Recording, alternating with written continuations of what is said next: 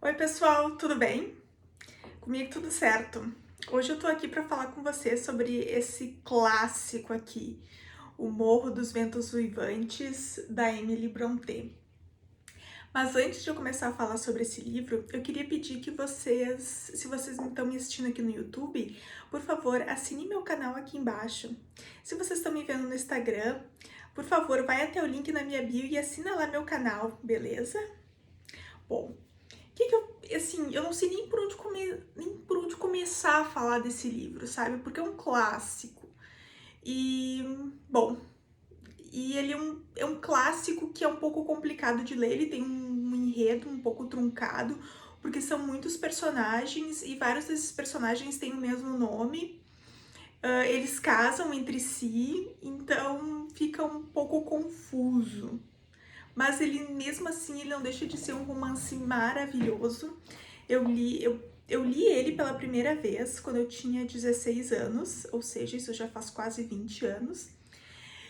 E porque eu adorava a música da Kate Bush, Wuthering Heights, que na verdade eu gostava mesmo, era da versão que o Angra regravou na voz do André Matos. E eu tinha paixão por essa música, e aí eu lembro que eu não sabia o que era o Wuthering. E eu fui perguntar pra minha professora, que na época era minha professora de literatura, que também era professora de inglês. Fui perguntar pra ela o que era o Wuthering de Wuthering Heights. Aí ela me explicou que esse era um romance e tal, e daí eu fui atrás e resolvi ler. Eu não lembro muito bem das minhas impressões do livro na época, mas eu acho que eu gostei, não lembro ao certo, ou talvez eu não, justamente por essa confusão de nomes, talvez eu não tenha entendido muito bem e não lembrasse muito bem da história. Então foi como se eu fizesse uma primeira leitura desse livro. Sobre o que é esse livro, né? Ele, tanto assim, ó, essa edição da Dark Side Books, com tradução da Márcia Luiza, tá? Gostei muito da tradução. É uma tradução, tem alguns momentos que tem alguns personagens que tem alguns personagens que são educados, então eles têm aquele standard English, e isso ela conseguiu transcrever bem para o português, né? Que é aquela norma culta do português normal. E aqueles que falam um inglês mais rudimentar, um inglês mais de pessoas mais do interior mesmo, ela conseguiu colocar isso bem no português. E se vocês forem ler, vocês vão ver a forma que ela coloca, ela engole algumas vogais, assim como se faz no inglês.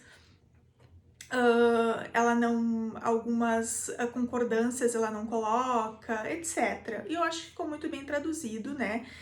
Coloca bem no português como é o livro no inglês mesmo.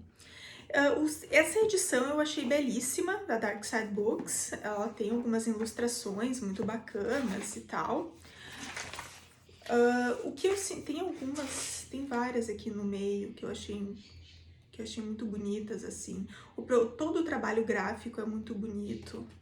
Ó, tipo, os capítulos começam com a letra sim e tal. Eu também vi uns brindes que veio alguns adesivos que eu colei no próprio livro. E tem essas ilustrações, estão todas dentro do livro também. Mas o que eu senti falta foi de uma árvore genealógica que ficasse dentro do livro para a gente poder se guiar pelos personagens. Disso eu senti falta, eu acho que seria interessante se eu pudesse, porque eu tive que imprimir uma árvore genealógica e colocar aqui. Bom, mas vamos falar exatamente sobre o enredo, então, dessa história. A história vai começar com o Mr. Earnshaw, que é, enfim, um dono de terras no norte da Inglaterra, e um dia ele tem que ir para Liverpool e ele promete trazer presentes para os filhos, mas no fim ele acaba trazendo um menino que estava abandonado pelas ruas de Liverpool, e ele traz para casa deles em Wuthering, que é, né, a casa se chama Wuthering Heights.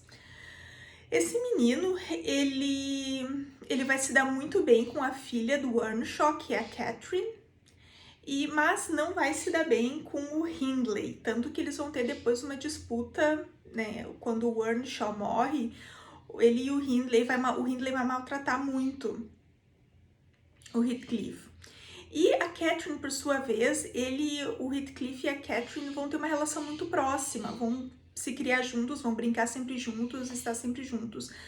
Essa relação, ela acaba evoluindo por uma paixão completamente doentia que um tem pelo outro e vai perdurar, inclusive após a morte, essa paixão doentia vai perdurar.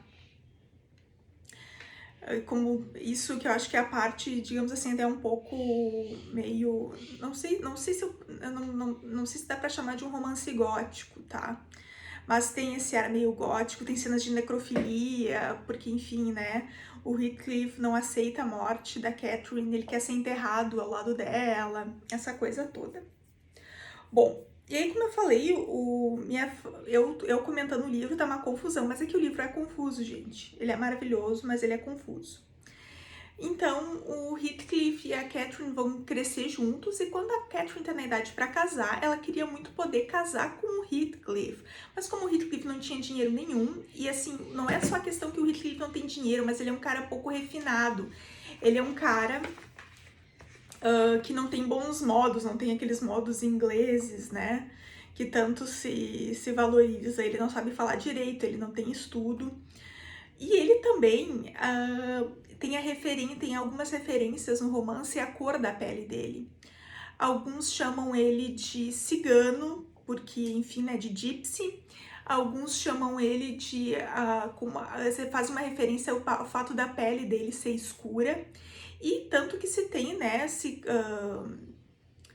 pergunta muito sobre qual seria a origem realmente dele, se ele é realmente negro ou se ele é cigano, ou qual que é a origem, né, do Heathcliff, de onde será que ele veio. Bom, aí a Catherine e o Heathcliff, né, a Catherine gostaria de poder ficar com o Heathcliff, mas ela não casa com ele porque ele não tem dinheiro nenhum e porque ele é um grosso. Quando o Heathcliff sabe dessa posição da Catherine, ele deixa o Wuthering Heights por vários anos, ele some. E quando ele volta um homem completamente transformado. Ele volta um homem educado e um homem com dinheiro. Só que a Catherine já tá casada com outro homem nessa época. Então aí começa essa relação doentia, que a Catherine ela vai ter uma filha, só que ela vai morrer, ela acaba morrendo, isso não é um grande spoiler, porque já no início do romance aparece o fantasma da Catherine. E ela tem uma filha. Essa filha da Catherine vai casar com o filho do Heathcliff.